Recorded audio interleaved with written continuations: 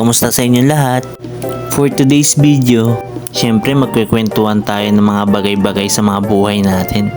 Tulad na lang ng isang tanong na bumabagabag sa isip ko. Ano ba magandang itawag sa mga nanonood ng video ko? O mga followers ko? Well, hindi nyo lang na itatanong kasi alam ko wala naman kayong pakialam. Anyway, kitang-kita nyo naman, meron na tayong 61 million followers. Joke lang, wag mo na i-rewind. Balik na tayo dun sa tanong ko kung ano kaya magandang itawag sa mga viewers ko na nanonood sa akin. Kasi matutulungan din ako nito kung paano ko i-address yung mga viewer ko, syempre. So, i-base ko na lang yung itatawag ko sa inyo sa initial ng nickname ko. At ayan nga, mga ka-PE. Sounds good naman, di ba? Tunog pa lang. Bawal ka nang umabsent. So ayan na, officially matawag ko na yung 61 followers ko ng mga ka-PE. Salamat sa suporta. Sana madagdagan pa kayo. O siguro baka nagtataka kayo ba't pitpit ako ng pitpit ng mga lata dyan. Yan nga pala yung mga lata ng gatas, cream corn na nagagamit namin sa halo-halo. Marami kaming naiipon na lata kasi kalakasan ng halo-halo ngayon. Sa mga katulad ko nagtitinda din ng halo-halo, kung mapagtsatsagaan nyo lang magpitpit ng ganyan at makakaipon din kayo ng marami, sinasabi ko sa iyo, sulit na sulit. May pandagdag ka na sa puhunan mo. Sabihin mo na lang na pakinabangan mo na yung laman and kikita ka pa sa pinaglagyan nito. Di ba panalo? Basta meron ka lang niyang hawak ko. Mabilis lang naman gumawa niyan eh. May retaso ka lang na bakal, semento, lata ng gatas, makakamolde ka na ng pangpitpit ng lata. Pero kung tutuusin, hindi lang yan yung iniipon ko. Meron din ako ng yanera ng leche plan, budget dressing na container, at kumaaninag nyo sa gilid.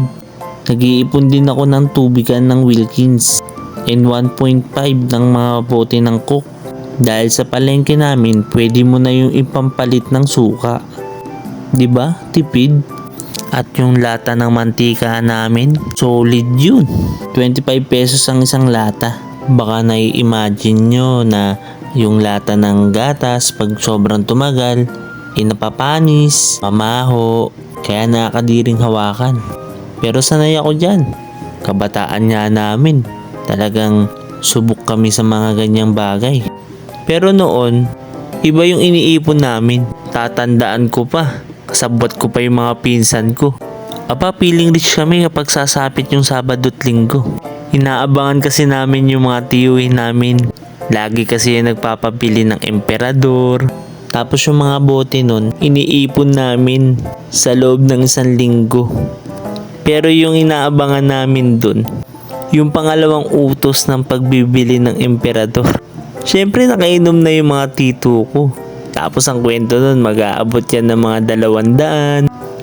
Tapos sa amin na yung sukli. Then ginagawa naman namin magpipinsan. Bumibili kami ng Lucky Me or Pansit Canton. Lulutuin namin.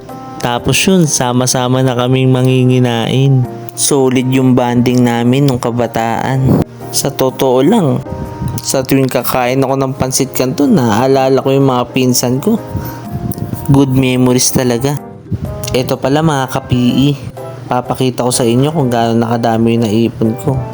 Nakapuno na ako ng isang drum ng margarine. Pero bala ko pa ibenta yan pagkatapos ng season ng halo-halo. Para ipon na ipon yung mga lata. Siguro yung mapagbebentahan ko dyan, makakabili na ako ng isang motor. Ayos yun kung nagkataon. Basta tip ko lang mga ka-PE, lalo na sa mga nagnenegosyon katulad ko. Sa mga nag-uumpisa pa lang, tiyaga lang ng tiyaga at pilitin nyo lang madagdagan yung mga paninda nyo. Less gastos muna sa ibang bagay, focus lang lagi sa mga product na maaari nyo pang itinda sa tindahan nyo. And wag nyo nang pansinin yung mga husga o tingin ng ibang tao. Kasi ako naranasan ko nang masabihan na naghihirap ka na ba? Ba't nangangalakal ka na lang? Sadyang marami tayong mapagdadaanan ng ganyan. Pero pag nalagpasan natin, parang games lang, magle-level up ka. O paano mga ka-PE?